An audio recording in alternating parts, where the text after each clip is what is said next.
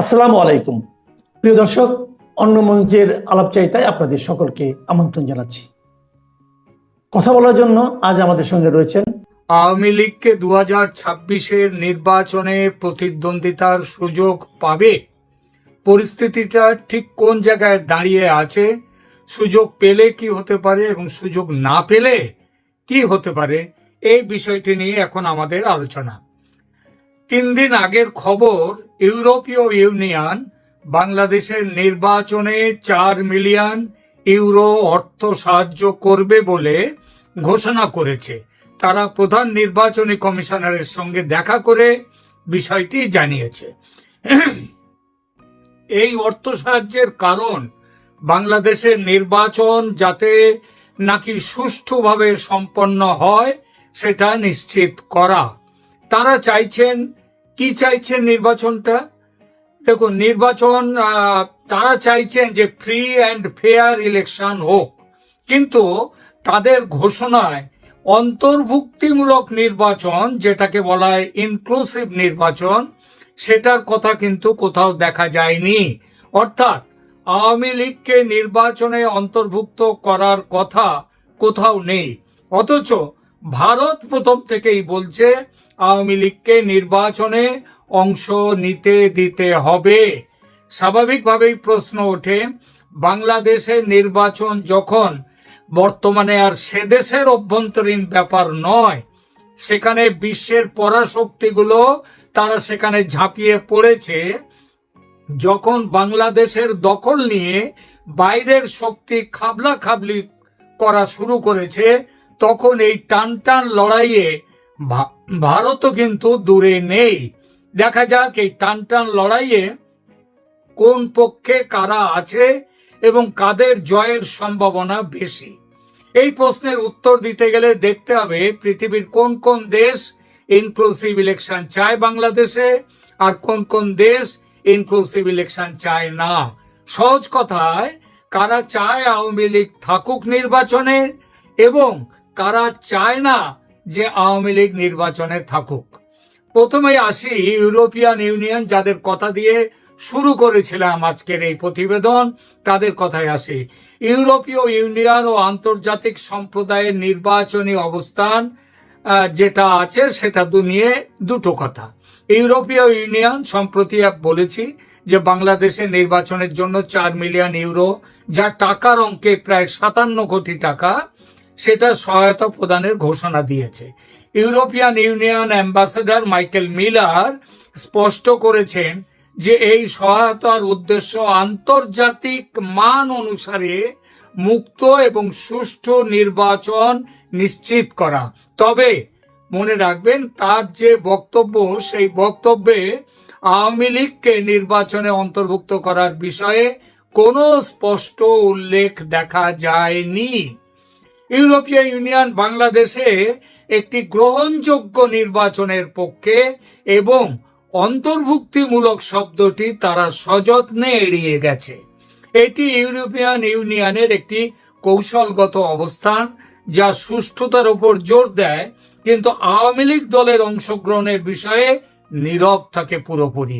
স্পষ্টতই European union, সেটা হচ্ছে আওয়ামী লীগের বিরুদ্ধে তাদের অবস্থান। কোন কোন দেশ অন্তর্ভুক্তিমূলক নির্বাচন বা সোজা কথায় আওয়ামী লীগকে নিয়ে নির্বাচনের সপক্ষে আছে সেটা একটু দেখা যাক। ভারত সবচেয়ে স্পষ্টভাবে অন্তর্ভুক্তিমূলক নির্বাচনের পক্ষে অবস্থান নিয়েছে। ভারতীয় পররাষ্ট্র মন্ত্রণালয় বারংবার বলেছে যে তারা মুক্ত, সুষ্ঠু এবং অন্তর্ভুক্তিমূলক নির্বাচন, মানে free, fair and inclusive election চায়। ভারত আওয়ামী লীগের নিষেধাজ্ঞার বিষয়ে উদ্বেগ প্রকাশ করেছে সেই প্রথম থেকে, এবং সমস্ত রাজনৈতিক দলের অংশগ্রহণের প্রয়োজনীয়তার উপর ভারত জোর দিয়ে এসেছে সব সময়। জাপান বাংলাদেশের নির্বাচনের জন্য $4.8 মিলিয়ন সহায়তা প্রদান করেছে। এবং জাপান কি ধরনের নির্বাচন চায় বাংলাদেশে, এ ব্যাপারে জাপান বলেছে তারা চায় free, fair and inclusive election, অর্থাৎ মুক্ত, সুষ্ঠু এবং অন্তর্ভুক্তিমূলক নির্বাচনের পক্ষে জাপান তার অবস্থান স্পষ্ট করেছে। জাপানি অ্যাম্বাসেডর সায়েদা সিনিচি তিনি বলেছেন যে জাপান বাংলাদেশের শান্তিপূর্ণ এবং গণতান্ত্রিক রূপান্তরের প্রচেষ্টাকে সমর্থন করে। Embassy of Japan in Bangladesh, দূতাবাস 2রা জুলাই 2025 স্পষ্ট ভাষায় লিখিত বিবৃতি দিয়ে বলেছে জাপান প্রোভাইডস জেপিওয়াই মতলব জাপানি ইউএন, সেই হিসেবে 695 মিলিয়ন, তার মানে এটা ইউএস ডলারের হিসাবে এটা হয় 4.8 মিলিয়ন, মানে প্রায় সেটা 75-70 কোটি টাকা, 70 লক্ষ কোটি টাকার মতো সেটা আসছে, 70 কোটি টাকার মতো আসছে। আচ্ছা, এরপরে তার মানে এই পরিমাণটা কিন্তু ইউরোপীয় ইউনিয়নের সবগুলো দেশ মিলে যে টাকা দিয়েছে তার থেকে কিন্তু বেশি টাকা দিচ্ছে একা জাপান, 4.8 মিলিয়ন। কিন্তু বাংলাদেশের খবরের কাগজগুলোতে জাপানের এই যে টাকাটা, এটার কোনো উল্লেখ আপনারা তেমন ভাবে দেখতে পাননি নিশ্চয়। তার কারণ হচ্ছে জাপান ওই যে অন্তর্ভুক্তিমূলক নির্বাচনের কথা বলেছে, আওয়ামী লীগকে নিয়ে নির্বাচনের কথা বলেছে, সেই জন্য জাপানের এই খবরটি খুব বেশি প্রচার পায়নি বাংলাদেশের মিডিয়াতে। জাপান কি বলেছে, জাপানের যে দূতাবাস বিবৃতি দিয়ে বলেছে Japan provides JPY 695 million, approximately $4.8 million in electoral assistance to support free, fair and inclusive elections in Bangladesh. জাপানের কথা ছেড়ে আসি রাশিয়ার কথায়। রাশিয়া 2024 সালের নির্বাচনে আওয়ামী লীগের বিজয়কে স্বাগত জানিয়েছিল এবং পশ্চিমা হস্তক্ষেপের বিরুদ্ধে সমালোচনা করেছিল। সুতরাং রাশিয়া অন্তর্ভুক্তিমূলক নির্বাচন সেটা চায় এবং তারা বৈধ নির্বাচনের উপরে বেশি জোর দিয়েছে। অন্তর্ভুক্তি মূলক নির্বাচন হলে তবেই সে নির্বাচন বৈধ হয় এবং রাশিয়া বৈধতার পক্ষে সব থেকে বেশি জোর দিয়েছে। যুক্তরাজ্য, ইংল্যান্ড ইউরোপের মধ্যে আছে, আগে ইউরোপীয় ইউনিয়নে ছিল, কিন্তু বর্তমানে ইউরোপীয় ইউনিয়নে যুক্তরাজ্য বা ইংল্যান্ড নেই। যুক্তরাজ্য চেয়েছে মুক্ত, সুষ্ঠু এবং অন্তর্ভুক্তিমূলক নির্বাচন, কিন্তু নির্দিষ্ট দলের অন্তর্ভুক্তিমূলক মানে সবাইকেই থাকতে হবে। ন্যাচারালি সেখানে আলাদা করে আওয়ামী লীগের নাম বলার কোনো দরকার নেই এবং তারা তা বলেনি, তারা শুধু বলেছে ইনক্লুসিভ ইলেকশন চাই। ভারতও কিন্তু ইনক্লুসিভ ইলেকশন বলেছে, অবশ্য তার সঙ্গে সঙ্গে এটাও বলেছে যে আওয়ামী লীগকে বাদ দিয়ে নির্বাচন চলবে না। কানাডা গণতান্ত্রিক আকাঙ্ক্ষার সমর্থন করে, কিন্তু তারা অন্তর্ভুক্তির নির্দিষ্ট বিষয়টি নিয়ে তাদের মতামতটা অস্পষ্ট। অস্ট্রেলিয়া ব্যালট প্রকল্পের প্রথম দাতা হিসেবে, অর্থাৎ এই যে নির্বাচনের জন্য বাংলাদেশকে অর্থ দেয়া, এই হিসেবে কিন্তু সবার আগে $2 মিলিয়ন অস্ট্রেলিয়ান ডলার তারা দিয়েছে অস্ট্রেলিয়া, এবং অন্তর্ভুক্তিমূলক এবং শান্তিপূর্ণ নির্বাচনী প্রক্রিয়ার পক্ষে অবস্থান নিয়েছে। অর্থাৎ তারাও চাইছে সব দলের সহযোগে এই নির্বাচন হোক, সব দল যেন এই নির্বাচনে থাকে। 18 জুন 2025 এই বিষয়ে যে একটা সংবাদ প্রকাশিত হয়েছে সেটা হলো Australia becomes the first donor to support UN-led ballot project aimed at inclusive and peaceful elections in Bangladesh.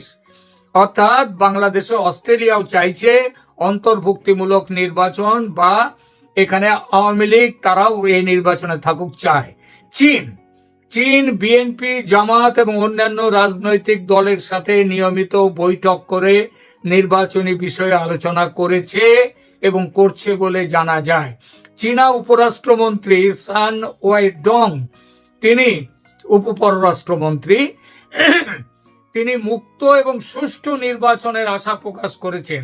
অর্থাৎ চীন আওয়ামী লীগকে নির্বাচনে অংশ নিতে দেওয়ার ব্যাপারে কিন্তু নীরবতা পালন করছে। কিছু দেশ আছে যারা সীমিত অন্তর্ভুক্তির পক্ষে, আবার এমন কিছু দেশ আছে যারা কয়েকদিন আগে এক কথা বলেছিল, এখন আবার অন্য কথা বলছে। এদের মধ্যে আছে মার্কিন যুক্তরাষ্ট্রের নাম সবার আগে। মার্কিন যুক্তরাষ্ট্র আগে বলতো সমস্ত দলকে নিয়ে নির্বাচন করতে হবে, কিন্তু তারা এখন মানে অন্তর্ভুক্তিমূলক বা ইনক্লুসিভ নির্বাচনের পক্ষে ছিল, কিন্তু বর্তমানে তারা আবার প্রাথমিকভাবে তারা চাইছে মুক্ত এবং সুষ্ঠু নির্বাচন, অর্থাৎ অন্তর্ভুক্তিমূলক শব্দটি আপাতত তাদের অভিধান থেকে বাদ গেছে। 2024 সালের জানুয়ারি নির্বাচনের পর যুক্তরাষ্ট্র বলেছিল যেহেতু অনেক দল এই নির্বাচনে অংশ নেয়নি, সেই জন্য ওই নির্বাচন মুক্ত ও সুষ্ঠু ছিল না, এবং তার জন্য আমেরিকা তার বিরোধিতা করেছিল, বাইডেন প্রশাসন। কিন্তু সেই অবস্থানে এখন আর তাদের মাথায় আসছে না যে তখন জামাত, বিএনপি এরা নির্বাচনে অংশ নেয়নি বলে যে সেই নির্বাচন অবৈধ ছিল, মুক্ত ছিল না। তারা কিন্তু এখন আবার আওয়ামী লীগকে বাদ দিয়ে নির্বাচন করে তারা সুষ্ঠু নির্বাচন চাইছে। আর বিশেষ অবস্থান জাতিসংঘ একটা বিশেষ অবস্থান এবং জটিল অবস্থান নিয়েছে। জাতিসংঘের বাংলাদেশের যে আবাসিক কোঅর্ডিনেটর গুইন লুইস, তিনি বলেছেন যে আওয়ামী লীগ অংশগ্রহণ না করলেও নির্বাচন নাকি ইনক্লুসিভ বা অন্তর্ভুক্তিমূলক হতে পারে যদি সব নাগরিক ভোট দিতে পারে। সব নাগরিক শব্দটার অর্থ কি? 100% নাগরিক?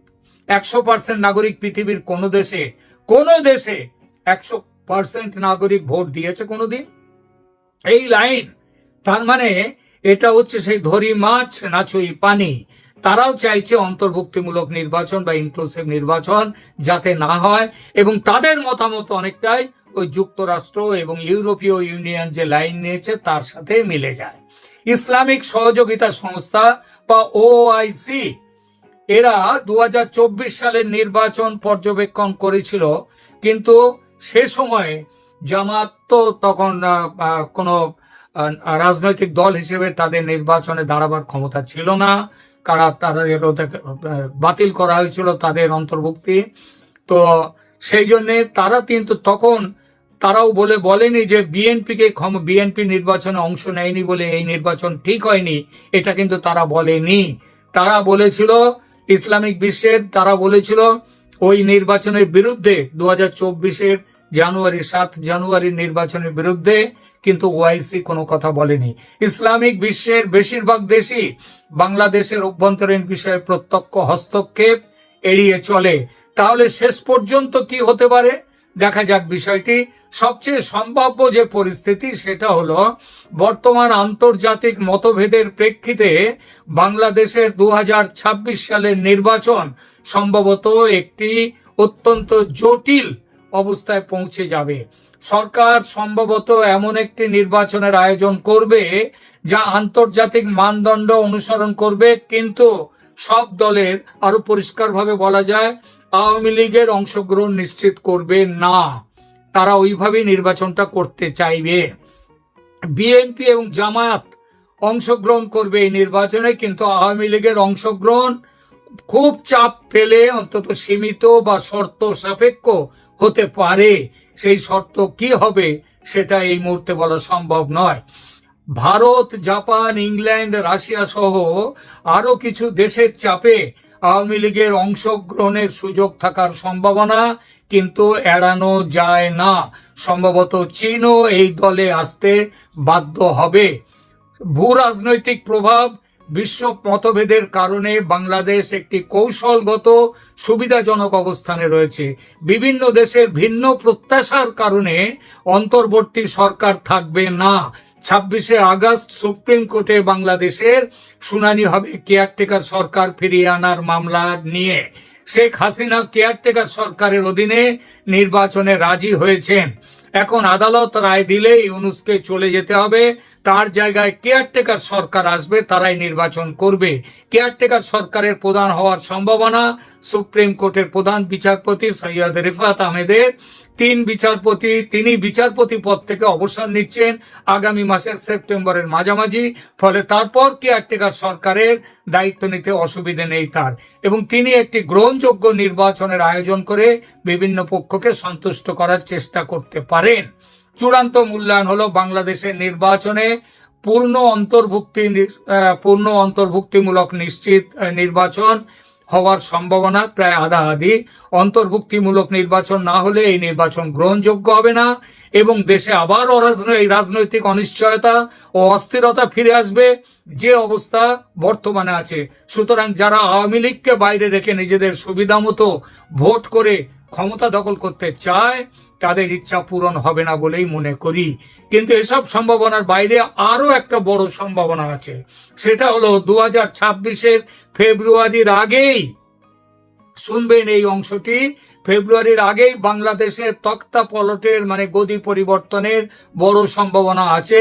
সেটা কেয়ারটেকার সরকারও আসতে পারে কিংবা অন্য যে কোনো ভাবে আসতে পারে। কোন পদ্ধতিতে হবে সেটা এখনই বলবো না, তবে তার মুখ্য ভূমিকায় থাকবে কিন্তু ভারত। তখন আওয়ামী লীগের নির্বাচনে অংশগ্রহণ ও ক্ষমতায় ফেরা নিয়ে কোনো ইফস অ্যান্ড বাটস এগুলো থাকবে না দিল্লির রাজনীতির করিডোরে, কিন্তু এর যথেষ্ট ইঙ্গিত পাওয়া যাচ্ছে।